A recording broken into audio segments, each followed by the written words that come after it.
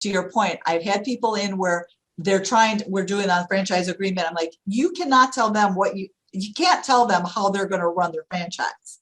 So usually those people, I've had those people where they do that. They don't take the franchise, they go out on their own and they fail on their own. Because you can't run the world. I mean, you have a certain amount of power, but you can't make everyone do what you want them to do. And you can't make an entire business model work the way you want it to if you're not, considering other factors. So I've had people, and then they end up going into franchise and realizing they need to kind of listen a little bit more. There's a reason franchises work.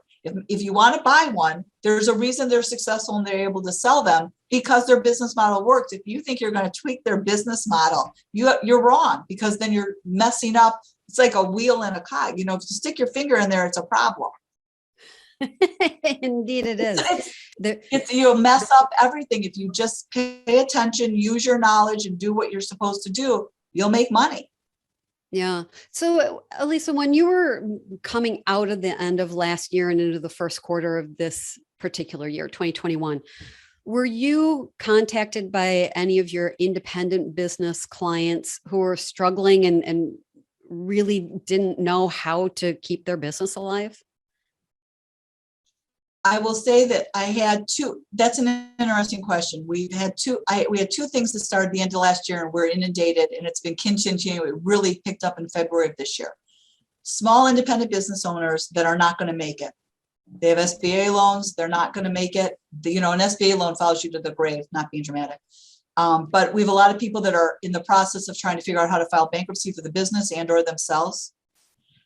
A lot of people that lost their jobs and they're not sure what they're going to do. That's where they're going to come in to you for the franchise, because I'm able to, those people understand the plus of that. The one, I am going to say this, zero, and during the COVID, when it first hit, everybody knows I was 24/7 on the phone with people, not sure what was going to happen. I will say that not one, and I don't think I've shared this with you, because we keep data. We keep a lot of data. Not one of my franchise owners is going under. Now, they may not be making as much as they were, but I have nobody that hasn't been able to make all their payments. I have no one that's going under. Now, they may have not grown like they thought, and they may not be buying that second house or buying a new car this year or taking a vacation, but no one's going under.